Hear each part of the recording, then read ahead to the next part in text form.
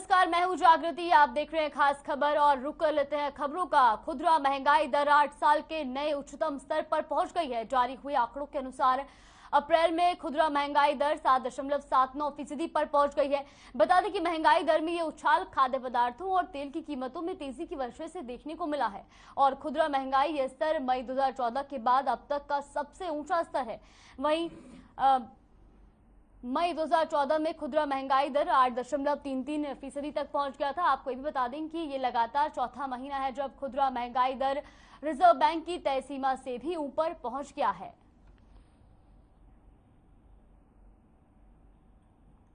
तो 8 साल की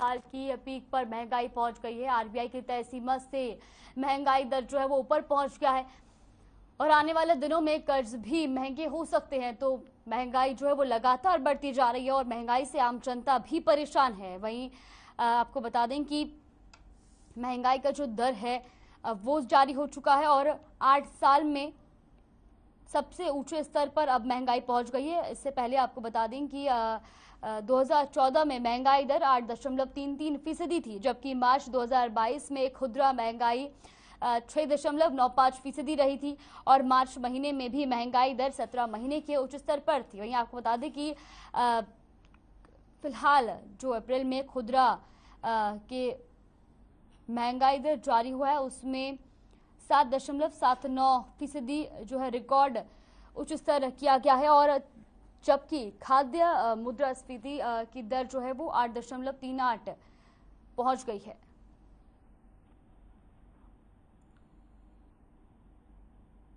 तो आरबीआई की भी लिमिट से महंगाई जो है वो पार हो गई है। आपको बता दें कि भारतीय रिजर्व बैंक ने महंगाई की अपर लिमिट 6% तय की हुई है। वही महंगाई के लिए टॉलरेंस बैंड 2 से 6% रखा है, लेकिन अप्रैल का डेटा दिखाता है कि ये अब उससे काफी ऊपर जा चुकी है। लगातार चौथा महीना है जो महंगाई दर आरबीआई की तय लिमिट से ऊपर है। इससे पहले फरवरी में भी खुदरा महंगाई दर 6.7% और जनवरी में 6.1 रही थी। वही कंज्यूमर प्राइस इंडेक्स पर आधारित खुदरा महंगाई के आंकड़े सांख्यिकी और कार्यक्रम क्रियान्वयन मंत्रालय ने गुरुवार को जारी किए।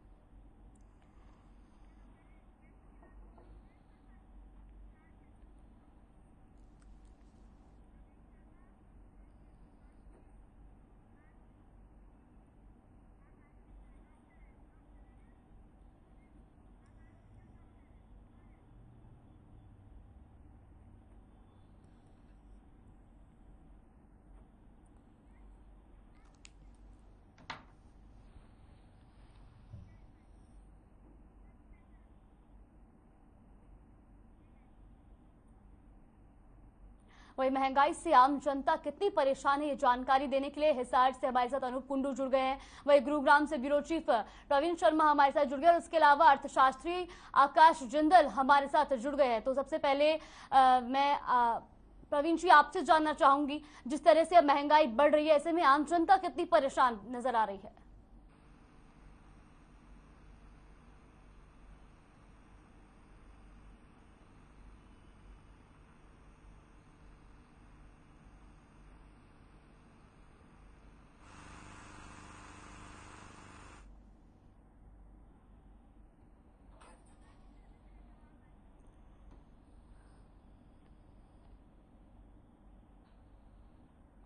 वही अर्थशास्त्री भी हमारे साथ यहाँ पर मौजूद है आकाश जिंदल जी। सबसे पहले आपसे जानना चाहेंगे कि 8 साल में जो महंगाई का अब जो दर जो सामने आया है वो सबसे उच्च स्तर पर है। It had to happen because inflation as of now is a global phenomenon. Now in India, we are witnessing retail CPI of more than 7.7%. This is what my organization Akashindal.in predicted. Now other countries also, if I would tell you, Germany, a country which has never witnessed inflation in the past 40 years, there also inflation has been recorded at 7.3%. UK, again, we have never been concerned about inflation in UK. UK also, the inflation is expected to be around 10%. US also is highly bothered with inflation. So as of now, inflation is a global phenomenon. Because of the Russia-Ukraine crisis, oil, crude oil and gas, their supply has been really prohibited, really barred, really disturbed to many of the areas. And the entire world, the energy requirements are mainly met from oil and gas. Then if we talk about India, now what has happened is Indonesia has banned palm oil exports. So now there are many things in which we are using palm oil concept like soaps, shampoos, chocolates. So these are also going to be costly. So overall, because of the Russia-Ukraine crisis, these are days of high inflation, not only in India, but developed economies like Germany, like UK, like US. And if we talk about our neighbors, now in Pakistan, US dollar is costing 186 Pakistan rupees. And there a liter of petrol is being sold for around 155 rupees. If we talk about Sri Lanka, there a US dollar is costing around 360 rupees. And a liter of petrol is being sold at around 185 rupees. So inflation as of now is a global phenomenon. As far as India is concerned, the solution which we have is reduction of taxes. I think one, central government should reduce excise on petrol and diesel. Secondly, the states should reduce VAT on petrol and diesel. That is the only solution which we can provide to the man on the road. Now, some days ago, already RBI Monetary Policy Committee has increased repo rate. Now, repo increase would mean there would be some cooling down of inflation. But what happens is there would be some cooling down of inflation, but along with that, GDP growth also would be hit. Because what would happen is here liquidity is being reduced, so demand is being compressed. So what it means is people would find it a bit difficult to buy new homes, new cars, new two-wheelers, new mobiles. So what would happen is if there is lesser consumption, what it means is that there would be lesser GDP growth and lesser employment opportunities. So I think the solution is very simple and straightforward.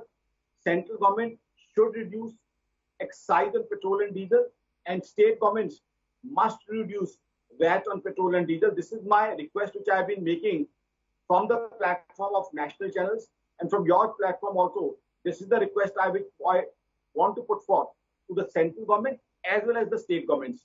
This is the only solution as of now, because global crude oil, we can't do much. Global crude oil is already trading at more than $100 per barrel. It has been volatile between $100 and $110 per barrel. So we can't do much about it. Commodities also, the transportation of commodities is prohibited. The commodities also, there are many commodities where prices have increased. And in India, all the eatables, all the consumables which we consume, whether it's milk, whether it's vegetables, they travel on diesel. That's why we see milk prices also have increased. Many of the vegetable prices have increased. Lemon prices we have increased. So overall basis, life has become costlier for Indian common man. This is what my take is. रुक करना चाहूंगी, जिस तरीके से महंगाई बढ़ती जा रही है, आम जनता की जेब पर बिल्कुल असर पड़ता जा रहा है, क्योंकि रोजमर्रा की जो चीजें हैं उनके दामों में इजाफा हो रहा है। ऐसे में आम जनता भी अब परेशान है।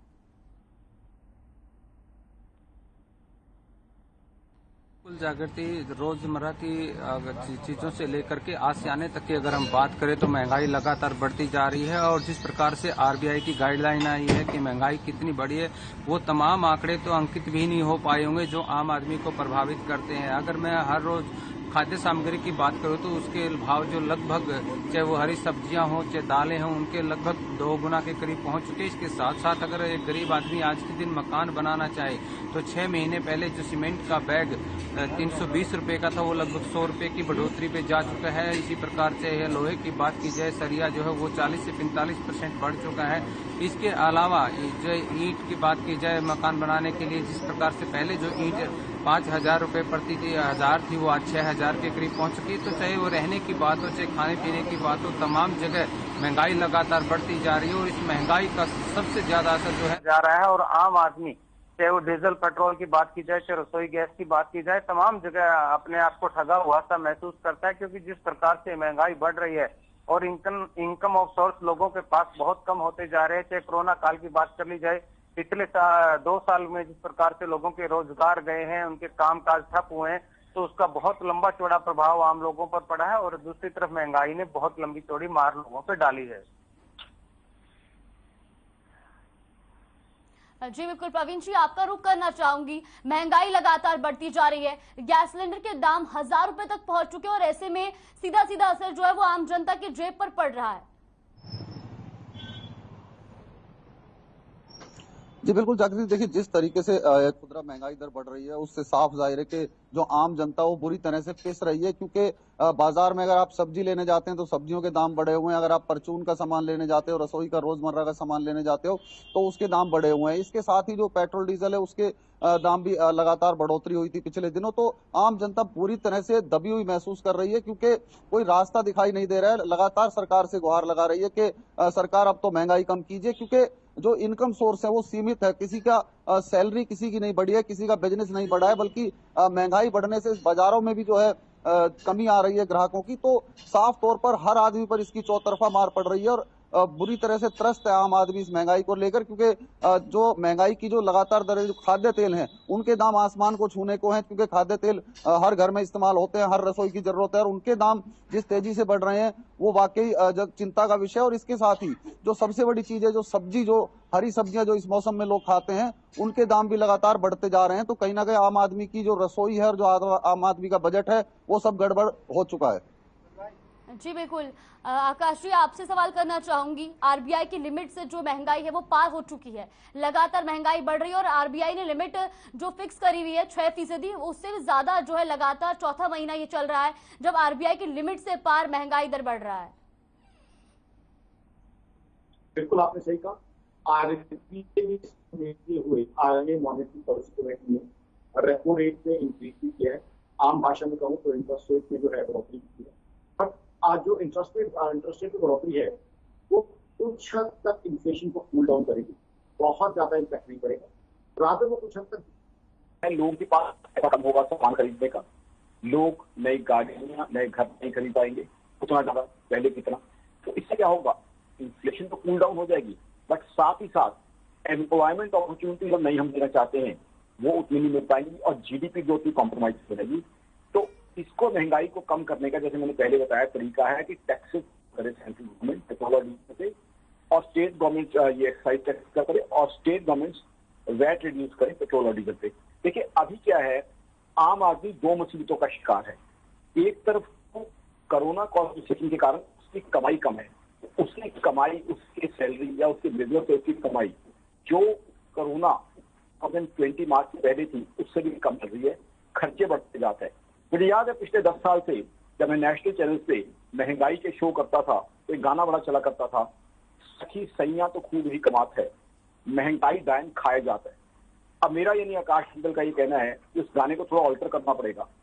सखी एक तो सैया कम कमात है, ऊपर से महंगाई डायन खाए जाता है। अब वो सखी के सैया की तरफ तो कमाई कम हो गई है, दूसरी तरफ महंगाई डायन पहले से बड़ी हो गई है डायन में। तो ये दो इश्यूज हैं, क्योंकि हुआ क्या है, अगर व्यक्ति की कमाई बढ़ रही होती तो वो महंगाई को अब्सॉर्ब कर जाता तो उसको इतनी तकलीफ ना होती। अब क्या है, एक तरफ कमाई कम, ऊपर से खर्चा ज्यादा, तो वो आम आदमी के अंदर फ्रस्ट्रेशन, तकलीफ, दिक्कतें पैदा कर रही है। इसीलिए जैसे मैंने कहा कि आरबीआई मॉनेटरी पॉलिसी कमेटी ने जो किया वो सही था, राइट डायरेक्शन में, बट उसका इम्पैक्ट मार्जिनल हुआ। आज की तारीख में महंगाई को कम करने का रामबाण इलाज एक ही है कि सेंट्रल गवर्नमेंट सेंट्रल एक्साइज काम करे पेट्रोल डीजल पे, स्टेट्स वैट कम करें पेट्रोल डीजल पे, उससे क्या होगा, पेट्रोल डीजल सस्ते होंगे। अब पेट्रोल डीजल जैसे सस्ते होंगे, बाकी चीजें क्योंकि उन पर ट्रैवल करती है वो भी सस्ती हो जाएंगी।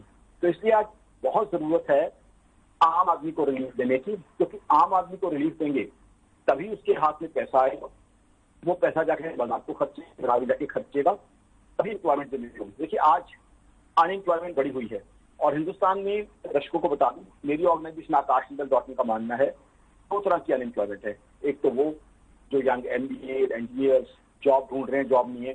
दूसरी है एक और अनएम्प्लॉयमेंट जिसे मैं कहता हूं अंडर एम्प्लॉयमेंट। अंडर एम्प्लॉयमेंट मतलब व्यक्ति जिसका टैलेंट, जिसकी एबिलिटी डिजर्व करते हैं लाख रुपए महीना की सैलरी, बट क्योंकि उसके पास नौकरी नहीं है तो मजबूरी में उस व्यक्ति को नौकरी करनी पड़ रही है 25,000 30,000 महीना की।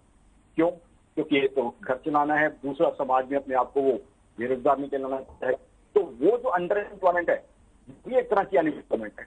तो ऐसे में हमारे लिए महंगाई कम करना बहुत जरूरी है ताकि आम आदमी को, हमारी जो बहनें रसोई चलाती हैं, होम मेकर्स, उनको रिलीफ दे सके। दूसरा एम्प्लॉयमेंट भी बढ़ा सके देश में। एम्प्लॉयमेंट अपॉर्चुनिटीज देश में कम हो रही है कोरोना और रिसेशन की वजह से। हाँ, हम अपनी सेंट्रल गवर्नमेंट को इसमें रोक नहीं दे सकते क्योंकि ये इस कारण से दोनों ग्लोबल रहे हैं। पहले कोरोना, अब कोरोना से रिलीफ मिलना शुरू हुआ ही था, रशिया यूक्रेन वॉर आ गई। लेकिन सोल्यूशन के लिए तो सेंट्रल गवर्नमेंट और स्टेट गवर्नमेंट चीजों को कर सकते हैं और उन्हें मेरी रिक्वेस्ट है आपके प्लेटफॉर्म से कि टैक्सेस पेट्रोल डीजल पे रिड्यूस करने चाहिए या पेट्रोल और डीजल को जीएसटी देना चाहिए। देखिए सितंबर 2021 में एक मीटिंग भी हुई थी जीएसटी काउंसिल की, जिसके अंदर पेट्रोल और डीजल को जीएसटी में लाया जाए या नहीं, इस चीज पर डिस्कशन हुआ, वोटिंग हुई। अब उसमें ज्यादातर पोलिटिकल पार्टी के वोट थे, सेंट्रल गवर्नमेंट में बीजेपी है, इनके वोट, स्टेट्स के भी उसमें वोट होते हैं। स्टेट्स के अंदर कुछ बीजेपी थी, कुछ स्टेट्स की कांग्रेस थी, उसमें कांग्रेस पंजाब में भी थी, कुछ स्टेट में रीजनल पार्टी थी। आकाश सिंदल जैसे लोग सारा दिन उस मीटिंग को टकटकी लगा के नेशनल चैनल के साथ वेट करते रहे कि शायद पेट्रोल और डीजल जीएसटी में आ जाए, लेकिन शाम को पता चला कि वो जीएसटी में नहीं आया। तो मैं तो यहाँ पे भी कहूंगा कि तमाम पॉलिटिकल क्लास ने निराश किया है। तमाम पॉलिटिकल पार्टी एक दूसरे पे एलिगेशन, काउंटर एलिगेशन लगाती हैं। मेरे शो जो नेशनल चैनल होते हैं, आपने कम नहीं की महंगाई, आपने कम नहीं की। लेकिन जब आम आदमी को रिलीफ देने का वक्त आया था तो जो है हमें किसी भी बड़ी पॉलिटिकल पार्टी का उस तरीके से साथ नहीं मिला जीएसटी को लाया था। तो कहीं ना कहीं पेट्रोल डीजल के प्राइस रिड्यूस करना, चाहे उसको जीएसटी में लाया जाए, चाहे टैक्सेस रिड्यूस किए जाए, बहुत बहुत जरूरी है। जी बिल्कुल अनूप, आपका रुख करना चाहूंगी। वैसे तो बढ़ती महंगाई से आम जनता परेशान ही है, लेकिन खास तौर पर जो मजदूर वर्ग है, जो दिन भर मजदूरी करके अपना गुजारा करता है, उसकी जेब पर खासा असर पड़ रहा है क्योंकि वो दिन भर मजदूरी करके अपनी 2 वक्त की रोटी जुटाता है। बिल्कुल, जागृति जो मजदूर है उस पर महंगाई का बहुत ज्यादा प्रभाव पड़ा है क्योंकि मजदूरी कोई लंबी चौड़ी नहीं बढ़ी। जो 400 रुपए थी उसको मुश्किल से 450 या 500 रुपए आज मजदूरी मिल रही होगी इस महंगाई के दौर में, और वो उसमें को घर भी चलाना होता है और घर बनाने का सपना भी रखना होता है। और जिस प्रकार से अभी हमारे एक्सपर्ट बता रहे थे कि एक गाना जो चल रहा था उसमें तब्दीली करनी पड़ेगी, बिल्कुल सही बात कह रहे थे क्योंकि अब कमाई भी कम हो गई और महंगाई बहुत ज्यादा है। तो ऐसे में कमाई और महंगाई का जो बीच का डिफरेंस है वो कैसे निकल सकता है, इसके लिए सरकार को गंभीर होना पड़ेगा। जैसे टैक्स में रिबेट करने की बात थी, डीजल पेट्रोल महंगे हैं उनको सस्ता करने की बात थी, क्योंकि ये चीजें एक दूसरे से जुड़ी हुई है। अगर डीजल पेट्रोल सस्ता होगा तो ट्रांसपोर्ट सस्ती हो जाएगी, ट्रांसपोर्ट सस्ती होगी तो कहीं न कहीं महंगाई पर नियंत्रण किया जा सकता है। आज अगर आप बाजार में जाएंगे और एक जूस जो पहले 10 रुपए का आपको मिलता था, सीधा उसको 20 रुपए का कर दिया गया है। एक बाजार में जाने वाला व्यक्ति 2 बार सोचता है कि आज के दिन में गर्मी के समय में ठंडा या जूस पीऊं या ना पीऊं, क्योंकि जिस प्रकार से महंगाई थोड़ी थोड़ी बढ़ती जा रही है उसका नीचे तक जब प्रभाव आता है तो वो 2 गुना 3 गुना तक हो जाती है। और यही कारण है कि आज आम आदमी ये सोचने पर मजबूर है कि वो किस प्रकार से अपना घर चलाए, किस प्रकार से, जिस प्रकार एक्सपर्ट बता रहे थे कि कार और घर बनाने का सपना तो वो भूल ही जाएंगे क्योंकि इतना महंगा हो चुका है। चाहे कार लोन की बात कर ली जाए, अभी जो नए रेट्स आए हैं उसमें कार लोन भी महंगे कर दिए गए हैं और मकान के हाउस लोन जो है वो भी महंगे कर दिए गए। तो ऐसे में जो गरीब लोग हैं उनका सपना कहीं कहीं टूटता हुआ नजर आ रहा है। जी बिल्कुल प्रवीण जी, आपका रुख करना चाहूंगी। आप इस वक्त बाजार में मौजूद हैं। पहले ही कोरोना के चलते 2 साल से जो कारोबार था वो ठप रहा और अब महंगाई जो है वो बढ़ती जा रही है। ऐसे में व्यापारियों का क्या कुछ कहना है, व्यापार पर किस तरह से असर पड़ता नजर आ रहा है? कि देखिए जो महंगाई बढ़ रही है साफ तौर पर व्यापारियों पर भी उसका असर आना लाजमी है, क्योंकि जब खरीदारी लोग कम करेंगे, जब लोगों की जेब में पैसा कम होगा और महंगी चीजें वो खरीद नहीं पाएंगे, तो सीधा असर जो है व्यापारियों पर भी पड़ेगा, क्योंकि उनकी दुकान पर जो सेल है वो कम हो जाएगी। क्योंकि जिस तरह से जिसको अभी मकान बनाना है या जिसको मकान लेना है वो अभी उसको रोक के रखे हुए हैं, क्योंकि जिस तरह से सीमेंट के, सरिये के और बिल्डिंग मटेरियल्स के रेट बढ़े हुए हैं, तो कहीं ना कहीं इंतजार में है आम आदमी के जब इनके रेट कम होंगे तब वो अपना आशियाना बनाएगा। और इसका सीधा असर जो है जो दुकानदार हैं, जो सेल परचेज का काम करते हैं, उनके ऊपर भी पड़ना लाजमी है। वो भी महंगाई की इस मार से त्रस्त हैं, क्योंकि जब लोगों की जेब में पैसा होता है और बाजार सस्ता होता है तो खरीदारी ज्यादा होती है, उससे साफ तौर पर मुनाफा व्यापारियों को होता है। लेकिन जब बाजार से महंगाई के चलते कस्टमर ही गायब हो जाता है तो दुकानदारों को इसका बहुत खामियाजा भुगतना पड़ता है। पूरा पूरा दिन दुकान पर बैठ कर निकाल देते हैं और पहले जैसी स्थिति नहीं आ पाती। अभी दुकानदार जो है पिछले कोरोना के दंश को भी पूरी तरह से भुला नहीं पाए हैं। कोरोना के दौरान जो दुकानें बंद रही थी और जिस तरह से उनके व्यापार पर असर पड़ा था, उससे अभी व्यापारी उभर भी नहीं पाया है और महंगाई की मार ने जो है कहीं ना कहीं उनके व्यापार को ठंडा कर दिया है। तो साफ तौर पर व्यापारियों पर भी इसका असर और आम जनता पर तो इसका असर बुरी तरह से पड़ता दिखाई दे रहा है। और सरकार को कहीं ना कहीं अब सोचना चाहिए कि किस तरह से इस महंगाई को कम किया जा सकता है। कि जैसे हमारे एक्सपर्ट ने बताया कि पेट्रोल डीजल को जीएसटी में लाके इस महंगाई को कम किया जा सकता है, क्योंकि जितने भी खाद्य पदार्थ हैं वो ट्रांसपोर्ट के द्वारा आते हैं और जब ट्रांसपोर्ट महंगा होता है तो दाम बढ़ना लाजमी है। तो कहीं ना कहीं सीधा असर जो हम बात करें तो तेल की वजह से बाजार में इस महंगाई पर पड़ रहा है। और अब सरकार को सोचना चाहिए कि महंगाई अपने उच्चतम स्तर पर पहुंच चुकी है, तो इसको काबू करने के उपाय जरूरी है, नहीं तो आम जनता का सबर का बांध टूटता नजर आता है। जी बिल्कुल प्रवीण जी। आकाश जिंदल जी, आपका रुख करना चाहूंगी, अगर महंगाई के आंकड़ों पर नजर डालें तो शहरों के मुकाबले ग्रामीण क्षेत्रों में जो महंगाई है वो ज्यादा देखी गई है। अप्रैल 2022 के अगर मैं आंकड़ों की बात करूं तो खुदरा महंगाई ग्रामीण क्षेत्र में 8.38% थी, जबकि शहरों में वो 7.9% थी। महंगाई का बहुत असर पड़ा है और गांव के अंदर की महंगाई ज्यादा घातक है, क्योंकि हमारे जो ग्रामीण एरिया में रहते हैं, गांव में रहते हैं, उनकी इनकम के ऊपर बहुत प्रेशर है।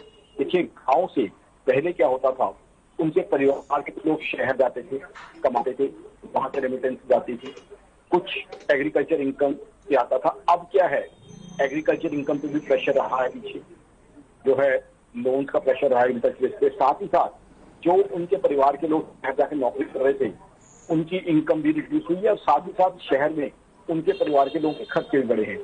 तो जो ग्रामीण एरिया में रहने वाले हमारे भाई बहन हैं, उनके लिए दिक्कतें और ज्यादा बढ़ी है और ज्यादा उनके लिए प्रॉब्लम इंटेंसिफाई हुई है। और फिर जो हमारे ग्रामीण एरिया में रहने वाले भाइयों के लिए ट्रैवलिंग और महंगी हुई है, क्योंकि वह क्या है, जो गाँव में रहते हैं, अब उनको बच्चों को कॉलेज में पढ़ने के लिए बड़े शहर में जाना है, तो जाहिर सी बात है, बस से जाएंगे या टू व्हीलर पे जाएंगे, वहां डीजल का खर्चा, उनके किसी बुजुर्ग का इलाज होना है तो फिर बड़े शहर में होना है, वहां जाने के लिए डीजल का खर्चा, साथ ही उन्होंने घर के लिए कोई बड़ी आइटम खरीदने हैं, उसके लिए भी पेट्रोल डीजल का खर्चा, तो उनके लिए ट्रैवलिंग बहुत ज्यादा बड़ी हो गई है, उनके लिए ट्रांसपोर्टेशन और ज्यादा महंगी हो गई है। और खासकर अगर गाँव की बात जब हम कर रहे हैं तो बात हम आती है सबसे इम्पोर्टेंट हमारे अन्नदाता, हमारे किसान भाई की। अब डीजल जो है हमारे अन्नदाता के लिए बहुत वाइटल इनपुट है, खेती में बहुत जगह डीजल की रिक्वायरमेंट करती है। तो जब डीजल की प्राइस महंगी होगी तो उसकी लागत, इनपुट कॉस्ट कहते हैं, वो बढ़ जाती है। तो खेती कई जगह पे अनवायबल, यानी कि पड़ते का सौदा नहीं रही। बड़ा दुख होता है जब हमारा किसान भाई, हमारा अन्नदाता पूरी मेहनत करता है, चाहे कटी हुई धूप हो या वो वक्त हो जब ठिठुरती हुई सर्दी में सुबह 4 बजे वो काम करता है, फिर भी उसे उस तरीके से अवाइड नहीं हो पाती। मैं आपको एक एग्जांपल देके इसको समराइज कर दूंगा। आज गोभी की सब्जी की बात करूंगा, जो हर घर में, मेरे घर में, आपके घर में, हमारे देशों के घर में बनती है। आज वो गोभी जब किसान भाई के घर से आपके किचन तक आती है तो डीजल पे ट्रैवल करती है, तो इस वजह से वो गोभी की सब्जी महंगी। अब वो गोभी पकनी है एलपीजी पे, एलपीजी पे कई बार बढ़े हैं, तो गोभी का पकना और महंगा। अब गोभी किसे पकेगी, वो पकेगी एडिबल ऑयल में। एडिबल ऑयल महंगे क्योंकि इंपोर्ट जो है दूसरे कंट्री से होना है, 55% के आसपास हम इंपोर्ट करते हैं। तो वो गोभी की सब्जी जो मेरे ख्याल जितने हिंदुस्तानी है, नॉर्थ इंडियन, सबके घर में कभी ना कभी बनती होगी, वो किसान भाई के खेत से लेके आपकी घर तक पहुंचते कितना की में ऐड हो रही है, वही चीज आपको रिटेल में इन्फ्लेशन में रिफ्लेक्ट हो रही है। कहीं ना कहीं इन्फ्लेशन को रिड्यूस करना, आम आदमी को रिलीफ देने के लिए, इकोनॉमी को चलाने के लिए, जीडीपी ग्रोथ को बढ़ाने के लिए, एम्प्लॉयमेंट अपॉर्चुनिटीज देने के लिए बहुत बहुत जरूरी है। अगर आपसे पूछे, मेरी ऑर्गेनाइजेशन आकाश हिंदल का मानना है biggest economic problem in India is inflation. That's the biggest economic problem. In case we can sort out our inflation issue, in case we can reduce our inflation, then we can definitely have a very decent, huge GDP growth. Then we can definitely have much more employment opportunities. Then we'll have a much better stock market, which has been down for the past 3 days. So I think the main target of all our political parties should be to reduce inflation, whether it's urban India or rural India. महंगाई कम करना सबसे target बताता है, और जिसमें बार बार कह रहा हूँ, इसके लिए कोई बहुत कॉम्प्लेक्स फॉर्मूला की रिक्वायरमेंट, सिंपल सरकारों से, सेंट्रल गवर्नमेंट से, स्टेट गवर्नमेंट से, आपके प्लेटफॉर्म, मैं आकाश हिंदल इकोनॉमिस्ट अपनी ऑर्गेनाइजेशन आकाश हिंदल डॉट की तरफ हाथ जोड़ के रिक्वेस्ट करना चाहूंगा, प्लीज आप टैक्सेस रिड्यूस कीजिए, वही एक सोल्यूशन है। मानता हूँ आपका भी डेफिसिट है, सरकारों की आपकी इनकम कम हुई है, खर्चे ज्यादा हैं, बट आम आदमी का क्या? मेरे हिसाब से सरकारों को अपने डेफिसिट की परवाह छोड़ के आम आदमी के डेफिसिट को जो है प्रेफरेंस देनी चाहिए और आम आदमी को रिलीज देना चाहिए। डेफिसिट शब्द का जो है मतलब दर्शकों को समझाता हूँ, डेफिसिट मतलब कमाई और खर्चे के बीच का गैप। जी बिल्कुल। आकाश जिंदल जी, बहुत बहुत धन्यवाद आपका हमारे साथ जुड़ने के लिए। प्रवीण जी आपका और अनूप आपका भी बहुत बहुत धन्यवाद हमारे साथ जुड़ने के लिए और तमाम जानकारी हम तक पहुंचाने के लिए। तो महंगाई लगातार बढ़ती जा रही है, 8 साल की पीक पर महंगाई का जो दर है वो पहुंच चुका है। फिलहाल के लिए हमारे इस खास बुलेटिन में बस इतना ही। आप देखते रहिए हर खबर।